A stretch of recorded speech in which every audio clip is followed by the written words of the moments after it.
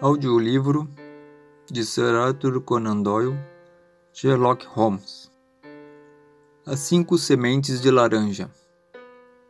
Final. Nesse momento, o jovem tirou de seu bolso um envelope, abriu-o sobre a mesa e lá estavam 5 sementes secas de laranja. Este é o envelope, continuou ele. O selo postal é da divisão leste de Londres.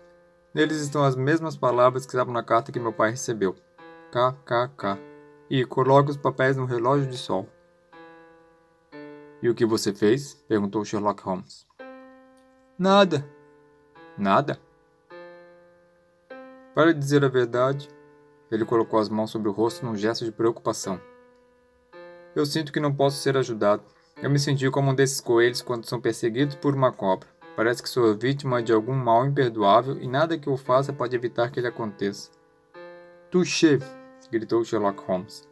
Você precisa agir, senão estará perdido. Nada além de sua energia pode salvá-lo. Desespero não ajuda em nada.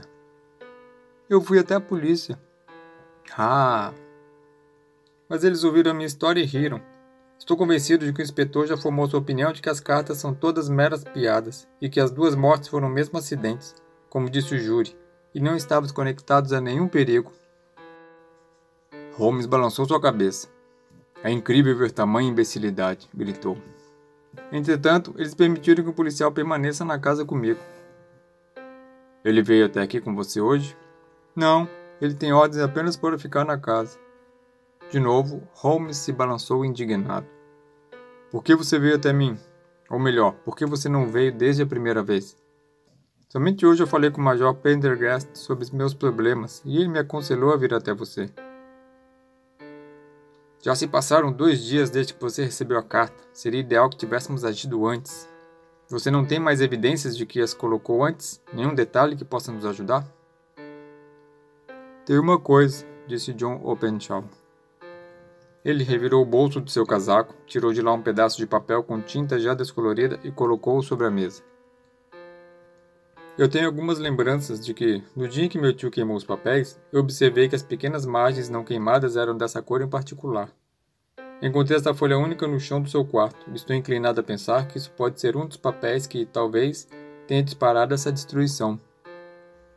Há algo registrado sobre as sementes, mas eu não vejo nada que possa nos ajudar. Parece ser um diário antigo do meu tio, pois essa é sua letra, com certeza. Holmes moveu o abajur para ficar sobre o papel, que mostrou por sua borda esfarrapada que realmente tinha sido rasgado de um livro. Nele estava escrito março de 1869, e abaixo havia alguns avisos enigmáticos. Quarto, Hudson veio, mesma plataforma antiga. Sétimo, deixe as sementes no Macaulay, Paramore e John Swain. Nono, Macaulay, certo.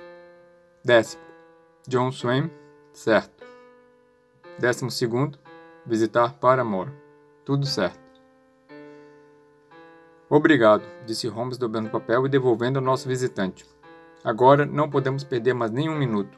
Nós não podemos perder tempo nem discutindo sobre o que você me disse. Você precisa ir para casa imediatamente e agir. O que eu devo fazer? Existe uma coisa a ser feita, e precisa ser feita de uma vez por todas. Você precisa colocar esse papel na caixa de latão que você mencionou. Lá também coloca um bilhete, dizendo que todos os outros papéis foram queimados por seu tio e que esse era o único que tinha restado. Tendo feito isso, você colocará a caixa no relógio solar como foi pedido. Você entendeu? Totalmente. No momento, não pense em vingança ou nada do tipo. Nós podemos ganhar essa batalha pelo caminho da lei. Mas a primeira coisa a ser feita é tirar de você qualquer perigo iminente. A segunda é desvendar o mistério e punir as partes culpadas. Eu lhe agradeço, disse o jovem levantando-se e pegando sua capa. Você me devolveu a esperança. Eu farei tudo o que você me aconselhar a fazer. Não perca nem um instante e, acima de tudo, cuide-se no meio tempo. Não há dúvidas de que você está correndo um sério risco. Como você vai voltar para casa? De trem, em Waterloo. Ainda não são 9 horas, as ruas devem estar cheias, então eu creio que você estará seguro. Eu estou armado. Isso é bom. Amanhã devo trabalhar mais no seu caso. Vejo em Horsham, então? Não, o seu segredo fica em Londres. É aqui que eu devo procurar. Eu volto em 1 ou 2 dias com notícias em relação à caixa e os papéis. Devo seguir seu conselho em particular. Ele se despediu e seguiu seu caminho. O vento e a chuva ainda estavam fortes. Aquela história louca e estranha havia chegado até nós como uma tempestade e precisávamos parar para compreendê-la. Sherlock Holmes ficou um tempo em silêncio, com sua cabeça e seus olhos fixos na direção do fogo. Então, ele acendeu um cigarro e se recostou na sua cadeira. Eu acho, Watson, disse ele, que de todos os nossos casos, nunca houve um fantástico como esse. Exceto, talvez, o signo dos 4. Bem, talvez. Mas ainda assim, esse jovem John Openshaw parece estar submetido a mais perigos que os outros. Você formou alguma definição sobre as quais perigos ele está submetido? Não me cabem questionamentos dessa natureza. Quais cabem, então? Quem é KKK e por que ele persegue essa família? Sherlock Holmes fechou os olhos e colocou seus cotovelos sobre os braços da cadeira. O raciocínio ideal pode ser feito não só através da cadeia de eventos que levou a isso, mas também dos resultados. Como fazia Cuvier ao descrever um animal pela análise de um único osso. É preciso analisar todos os fatos e seus respectivos impactos para chegarmos a algumas conclusões. Sim, respondi rindo. Bem, disse Holmes, eu digo agora, para um caso como esse que nos foi enviado, que precisaremos reunir todos os nossos recursos. Por favor, entregue-me a letra K da coletânea Enciclopédia Americana que fica na prateleira ao seu lado. Obrigado. Agora, vamos considerar os fatos e ver o que pode ser deduzido disso. Em primeiro lugar, podemos começar presumindo que o coronel Openshaw teve uma razão muito forte para sair da América. Os homens não mudam tão rapidamente de forma voluntária do clima encantador da Flórida para uma cidade provincial inglesa. Seu desejo repentino de se mudar para a Inglaterra sugere a ideia de que ele estava com medo ou algo assim. Medo de alguém ou algo que foi tão grande que o expulsou da América. Quanto ao que ele temia, podemos deduzir isso das cartas que ele, seu irmão e sobrinho receberam. Você observou os carimbos postais dessas cartas? O primeiro veio de Pondicherry, o segundo de Dundee e o terceiro de Londres. Do leste de Londres. O que você deduz disso? É um local de portos marítimos. O escritor da carta devia estar a bordo de um navio. Excelente. Nós já temos uma pista. Não há dúvidas que o escritor provavelmente estivesse a bordo de um navio. E agora vamos considerar outro ponto.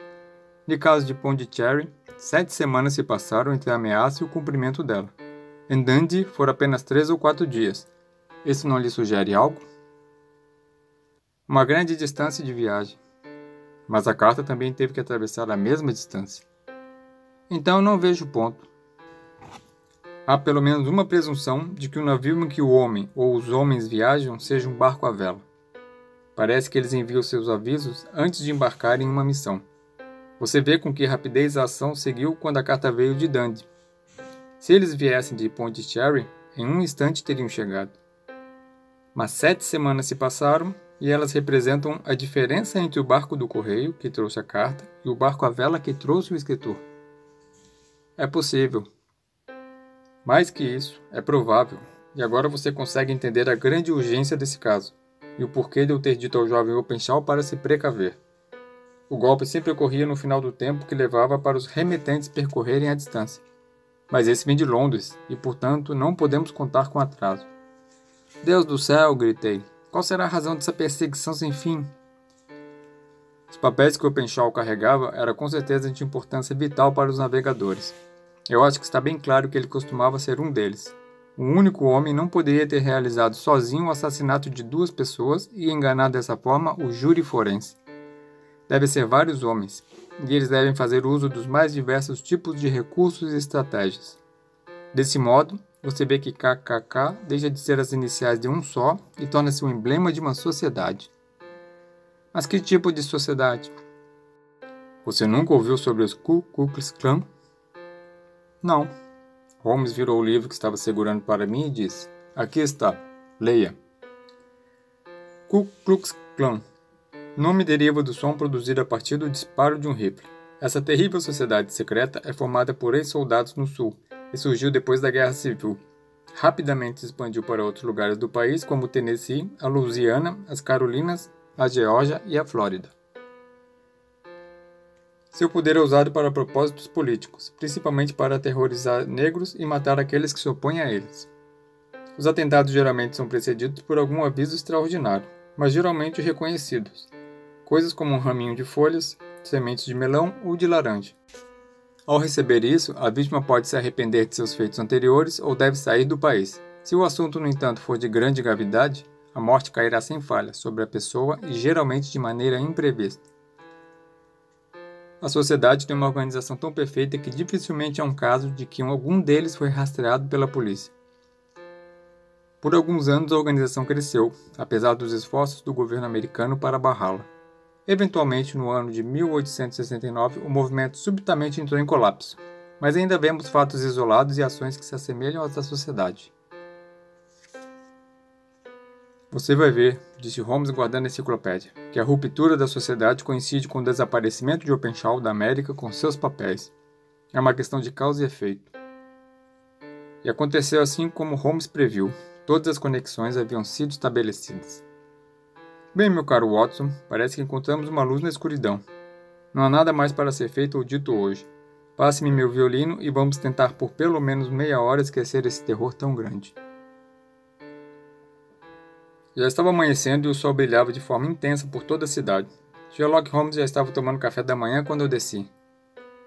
Desculpe-me por não esperá-lo, disse ele. Pelo que vejo, terei um dia muito ocupado, antes de poder parar e olhar para o caso dos Openshaw. O que você vai fazer? Isso vai depender muito do resultado dos meus primeiros interrogatórios. Eu vou seguir para Horsham depois. Você não ia para lá antes? Não. Eu devo começar pela cidade. Toque o sino que a empregada lhe trará um café. Eu fiquei aguardando e, enquanto isso, abri o jornal. Meus olhos foram direto para uma terrível notícia. Holmes! Gritei. Você já está atrasado. Ah, com toda certeza. Como aconteceu? Disse ele de forma calma, mas eu pude ver que ele estava profundamente mexido. Tragédia perto da ponte Waterloo. Diz assim. Entre 9 e 10 horas da noite passada, o policial Constable Cook, que estava de plantão perto da ponte Waterloo, ouviu um grito de ajuda e um respingo na água. Como estava tudo muito escuro e tormentoso, era praticamente impossível efetuar um resgate. O alarme foi dado e, com a ajuda da polícia aquática, o corpo foi resgatado. Os peritos provaram ser de um jovem cujo nome pôde ser visto no envelope que estava em seu bolso. Era John Openshaw. E sua residência fica perto de Horsham. A polícia suspeita que ele seguia para tentar pegar o último trem que saísse da estação Waterloo. E, por estar com pressa, acabou perdendo o caminho e caiu sobre o rio. O corpo não aparentava nenhum sinal de violência e não há dúvidas de que a morte ocorreu de forma acidental, o que poderia ter sido evitado se o jovem prestasse mais atenção nas indicações das autoridades locais. Nós nos sentamos em silêncio por alguns minutos. Holmes estava extremamente abalado. Isso fere meu orgulho, Watson, disse ele. É um sentimento egoísta, sem dúvidas, mas isso fere meu orgulho. Tornou-se um assunto de interesse pessoal agora, e, se Deus me der saúde, eu colocarei minhas mãos sobre essa gangue. Levantou-se de sua cadeira e andava pelo quarto com uma agitação incontrolável. Durante todo aquele dia, Holmes esteve fora, e eu estive ocupado com minhas obrigações profissionais. Eram quase 22 horas quando ele retornou, pálido e cansado. Você está bravo, disse eu. Faminto. Eu me esqueci. Não comi nada desde o café da manhã. Nada? Nem uma beliscada. Não tive tempo de pensar nisso. E como foi? Bem, você tem uma pista? Eu os tenho na palma de minhas mãos. A morte do jovem Openshaw não terá sido em vão. Vamos colocar nossas mãos sobre eles de forma bem pensada. O que você quer dizer com isso? Ele pegou uma laranja e, despedaçando-a, esmagou suas sementes em cima da mesa. Daquelas todas, ele pegou 5 e colocou em um envelope. Dentro do envelope, ele escreveu de SH para JO. Então ele selou e endereçou para Capitão James Callum, Savannah, Geórgia. Isso estará esperando por ele quando ele chegar ao porto, disse ele rindo. Pode dar-lhe uma noite de sono a mais. Ele achará com certeza algo diferente. E quem é o Capitão Callum? O líder da gangue. Eu vou querer os outros, mas eu quero o primeiro. Como você o achou? Ele tirou um papel de seu bolso, cheio de datas e nomes. Eu passei o dia todo olhando registros e antigos papéis, seguindo o registro de cada embarcação que chegou em Pondicherry em janeiro e fevereiro de 1883. Foram 36 navios durante esses meses. Um deles era Lone Star, um nome diferente para ser de Londres, e provavelmente se referia a algum estado americano. Texas, eu acho. Eu não tenho certeza disso, mas eu sei que o navio tem origem americana. De onde, então? Eu procurei os registros de Dundee e achei Lone Star passando por lá em janeiro de 1885. Minha suspeita então se tornou uma certeza. Em seguida, eu pedi os registros dos navios que estavam parados no porto de Londres. E então, o Lone Star chegou nessa última semana. Eu fui até o deck e descobri que ele havia seguido o caminho. Como o vento é do leste, não tenho dúvidas que ele já passou do Goodwin e não está muito longe da Ilha White. O que você vai fazer então? Eu vou colocar minhas mãos sobre ele. Ele e os 2 comparsas, todos americanos. Os outros são finlandeses e alemães. Eu também sei que eles saíram do navio na noite de ontem. Quem me passou essa informação foi o estivador, que estava carregando as cargas. No momento em que o navio alcançar a savana, o correio aquático terá levado esta carta e a polícia será informada de que os cavaleiros a bordo do Lone Star são acusados de assassinato. No entanto, houve uma falha no plano e os assassinos nunca receberam sementes de laranja que lhes mostraria que outro, tão esperto quanto eles, estava em sua trilha. Os ventos foram longos e de grande duração naquele ano. Esperamos por muito tempo notícias do Lone Star, mas nenhuma chegou. Nós finalmente ouvimos falar que, em algum lugar do Atlântico, foi encontrada uma polpa quebrada balançando na calha de uma onda com as letras LS sobre ela. E isso é tudo que sabemos sobre o destino de Lone Star e seus tripulantes. Fim.